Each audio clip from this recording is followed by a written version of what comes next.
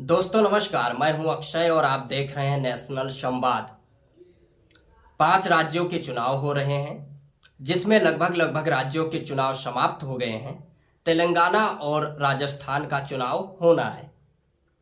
ऐसे में एक लोकतांत्रिक देश में जब असंसदीय भाषा का प्रयोग होने लगे, तो क्या यह माना जाए कि राजनीति का स्तर गिर गया है या भाषा शैली का स्तर गिर गया है? प्रधानमंत्री नरेंद्र मोदी ने विपक्ष के नेता और कांग्रेस पार्टी के बड़े नेता राहुल गांधी को मूर्खों का सरदार कह दिया। ऐसे में सवाल यह है, क्या यह एक संसदीय समाज में स्वीकार्य है?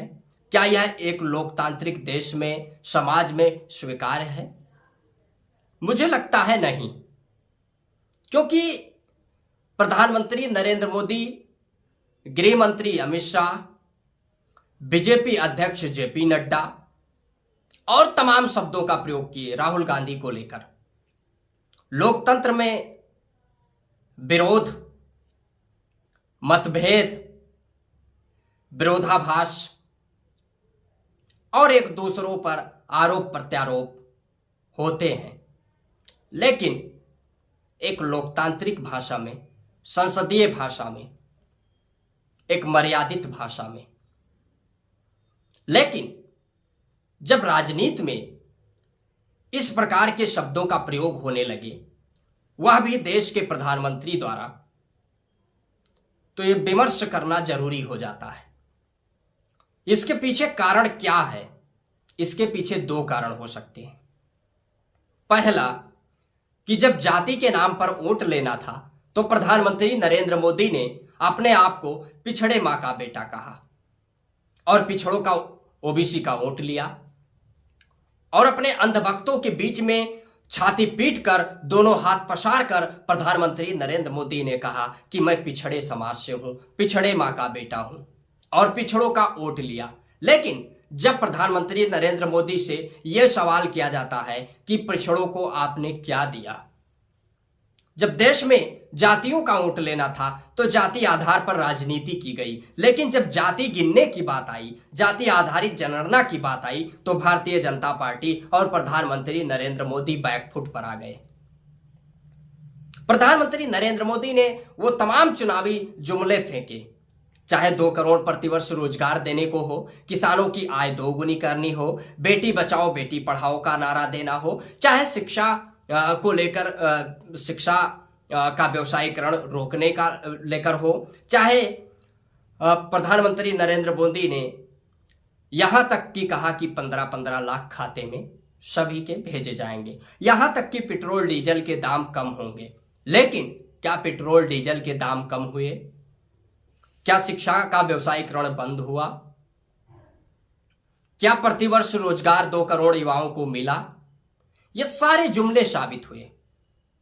ऐसे में कांग्रेस पार्टी के नेता राहुल गांधी लगातार सामाजिक न्याय के मुद्दों को लेकर संवेदनशील हैं, छात्रों के मुद्दों को लेकर संवेदनशील हैं, और वो लगातार जाति आधारित जनगणना करवाए जाने की मांग कर रहे हैं और ये दावा भी कर रहे हैं, वादा भी कर रहे हैं कि यदि हमें मौका मिलता है तो हम जाति आधारित जनगणना करवाएंगे। उसके पूर्व में कांग्रेस पार्टी जाति आधारित जनगणना नहीं करवाई। उस विषय पर मैं नहीं जाऊंगा, क्योंकि राजनीति एक सीखने की प्रक्रिया है। यदि वर्तमान परिदृश्य में राहुल गांधी जी ये कह रहे हैं कि जाति आधारित जनगणना होनी चाहिए, तो वर्तमान के विमर्श में देखा जाए तो प्रधानमंत्री नरेंद्र मोदी से उन्होंने जो सवाल किया कि देश को यदि 90 अफसर चलाते हैं तो उसमें ओबीसी कितने हैं? आपने ओबीसी का वोट तो लिया, लेकिन ओबीसी को दिया क्या? क्या पेट्रोल डीजल के दाम कम हुए? क्या किसानों की आय 2 गुनी हुई? क्या महंगाई कम हुई? क्या बेरोजगारी कम हुई? इन सारे सवालों का जवाब मुझे लगता है प्रधानमंत्री नरेंद्र मोदी और बीजेपी के पास नहीं है। और यही कारण है कि राहुल गांधी की लगातार लोकप्रियता बढ़ रही है और वो सामाजिक न्याय के मुद्दों को लेकर संवेदनशील हैं और वो छात्रों के मुद्दों पर, किसानों के मुद्दों को लेकर वो संवेदनशील दिख रहे हैं। ऐसे में बीजेपी के पास कोई काट नहीं बचा है। ऐसे में प्रधानमंत्री नरेंद्र मोदी को चिंता हो रही है।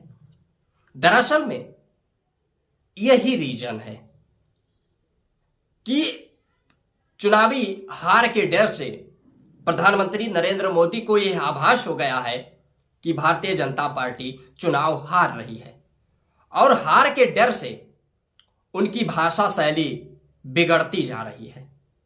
दूसरा कारण यह हो सकता है कि ये जो सारे मुद्दे हैं, उन मुद्दों से भटकाने के लिए प्रधानमंत्री नरेंद्र मोदी जी इस प्रकार के भाषाओं का प्रयोग वो जानबूझकर कर रहे हैं, जिससे ये जो महंगाई, बेरोजगारी और जाति आधारित जनगणना पर विमर्श हो रहा है, उस मुद्दे से भटकाया जा सके। ऐसे में राहुल गांधी के प्रति इस प्रकार का भाषा का प्रयोग करना कहीं ना कहीं मुझे लगता है उचित नहीं है एक लोकतांत्रिक देश में। और जाति आधारित जनगणना पर बीजेपी के नेता अमित शाह हो, केशव प्रसाद मौर्य हो, कह रहे हैं मैं विरोध में नहीं हूं। यदि आप विरोध में नहीं है तो जाति आधारित जनगणना भारतीय जनता पार्टी क्यों नहीं करवाई? ऐसे में कांग्रेस पार्टी के नेता जो राहुल गांधी ने, चाहे ओबीसी एससी एसटी से पत्रकारों से पूछना हो कि यहां पर ओबीसी एससी एसटी कितने हैं, देश को 90 अफसर यदि चला रहे हैं तो उसमें ओबीसी कितने हैं, देश का जो बजट कंट्रोल होता है उसमें ओबीसी का प्रतिनिधित्व कितना है, इन सारे सवालों का जवाब बीजेपी के पास नहीं है।